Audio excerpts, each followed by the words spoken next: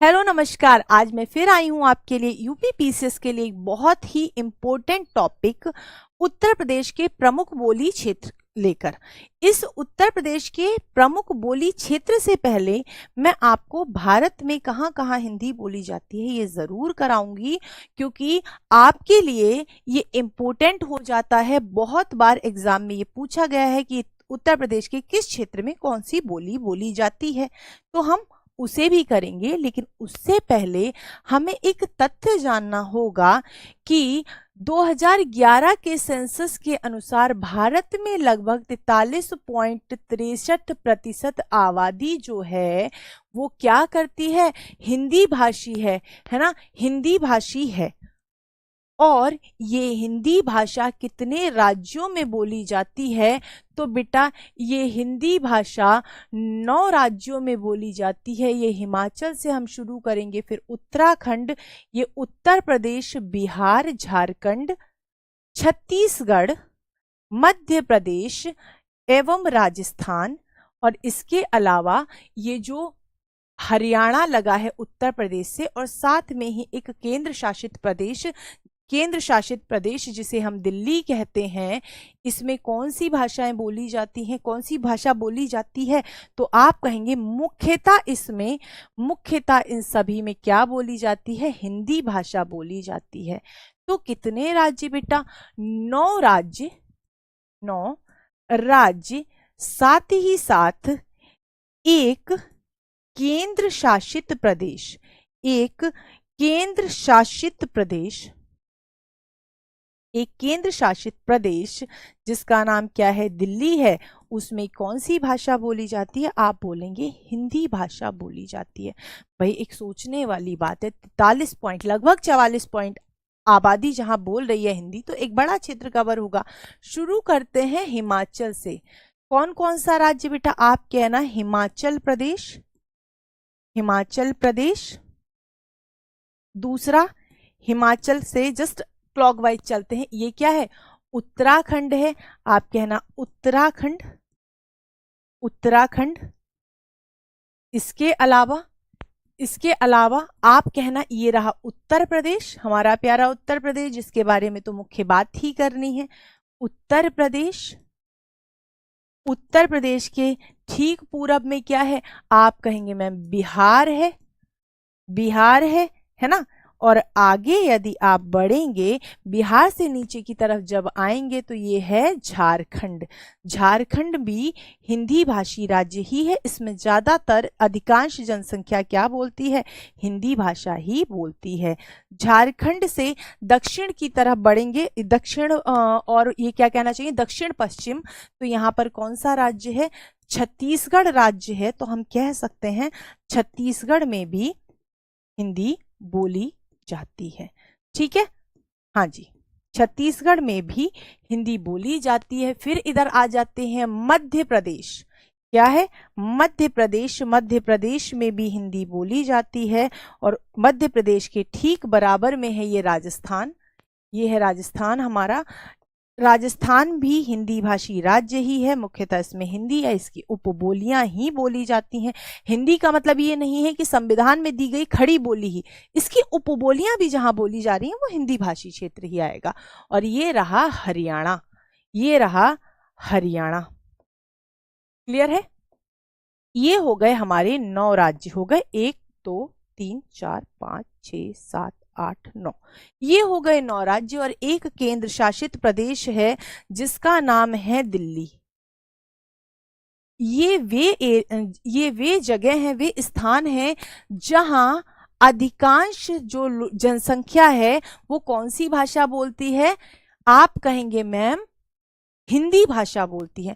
तो क्या मैम कोई मुंबई में हिंदी नहीं बोलता, हमने तो सुना है, बिल्कुल बोलते हैं। क्या कोई गुजरात में हिंदी नहीं बोलता, बोलते हैं। क्या कोई नॉर्थ ईस्ट में हिंदी नहीं बोलता, बोलते हैं, यहां भी बोलते हैं। फिर आपने इन्हीं राज्यों की क्यों बात की बेटा, अधिकांश जनसंख्या पर काम होता है, जहां जितने ज्यादा लोग उसने उसी भाषा की तरफ कह दिया जाता है, ये उसी भाषा का क्षेत्र है। जैसे अगर तमिलनाडु में बोला जाए, तमिलनाडु में तमिल भाषा का वर्चस्व है। वहां इंग्लिश बोलने वाले भी हैं, वहां हिंदी बोलने वाले भी हैं, पर किस भाषा का कितना असर है उस हिसाब से ये पैमाना है। अब आपसे कहा जाए, ये दिल्ली, ठीक है, अब आपसे बोला जाए कि क्या सब जगह खड़ी बोली हिंदी बोली जाती? नहीं, हिंदी के डायलेक्ट जिसे उपभाषाएं बोली जाता है, जिसे हम उपभाषाएं बोलते हैं, वो हमारे लिए इंपॉर्टेंट क्या है कि इस उत्तर प्रदेश में, ये जो हमारा उत्तर प्रदेश है, ये जो हमारा उत्तर प्रदेश है, ये ललितपुर, आप कहेंगे कि इसमें कौन सी भाषा बोली जाती है, मतलब कौन सी उपबोलियां बोली जाती हैं, ये प्रश्न बन जाता है। तो चलिए चलते हैं उत्तर प्रदेश के नक्शे की तरफ। आपको पता है उत्तर प्रदेश के जस्ट बराबर में क्या है? जी आओ, बिहार, बिल्कुल है, बिहार है। इधर क्या है? आप कहेंगे मैम छत्तीसगढ़ है, छत्तीसगढ़ है। ध्यान रखना, मैं कुछ जोड़ के करा रही हूं, कुछ भी। यहाँ मध्य प्रदेश है, यहाँ मध्य प्रदेश है, आपको पता है। यहाँ क्या है? आप कहेंगे ये पूरा राजस्थान है, जनसंख्या में सबसे बड़ा राजस्थान। और इधर क्या आ जाएगा?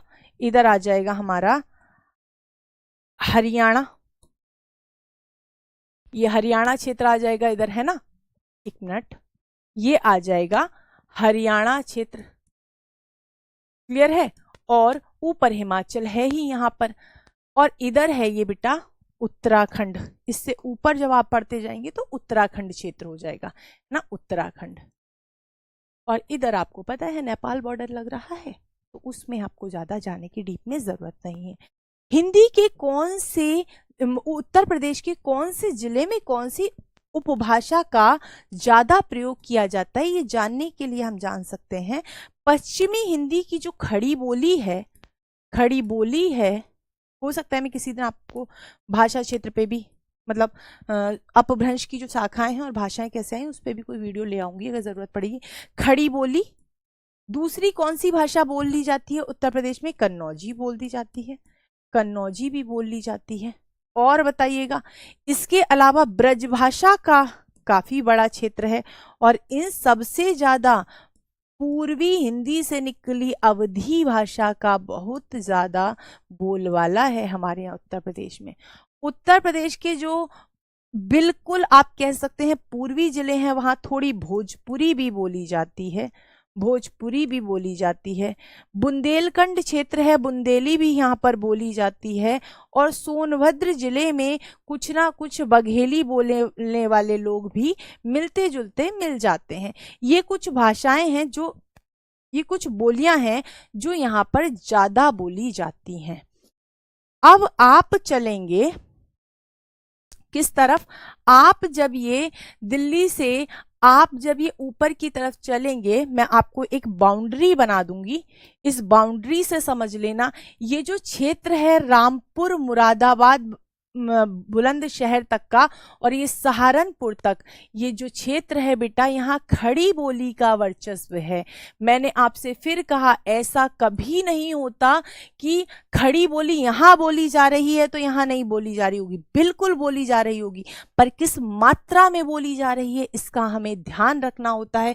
ये जो क्षेत्र है अधिकांश खड़ी बोली का क्षेत्र है।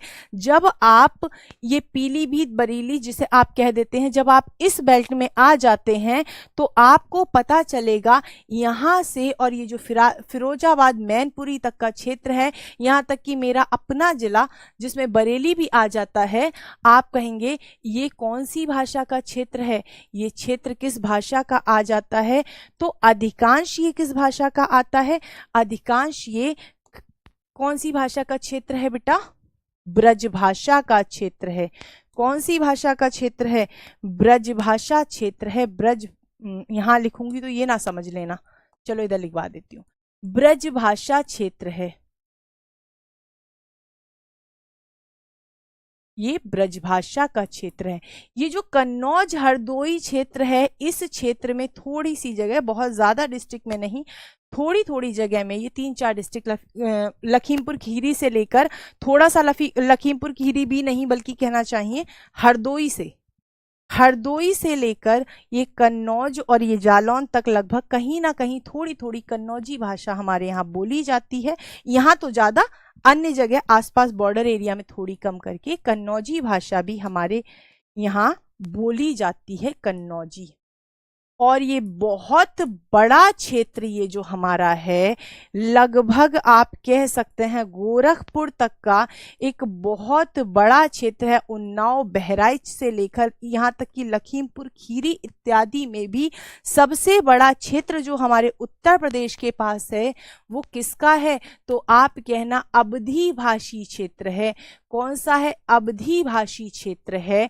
ये जो ईस्ट का जो एरिया आ जाता है, ये जो ईस्ट का एरिया आ जाता है, क्योंकि ये बिहार से लगा है, यहाँ भोजपुरी का वर्चस्व अच्छा खासा मिल जाता है आपको उत्तर प्रदेश में भी।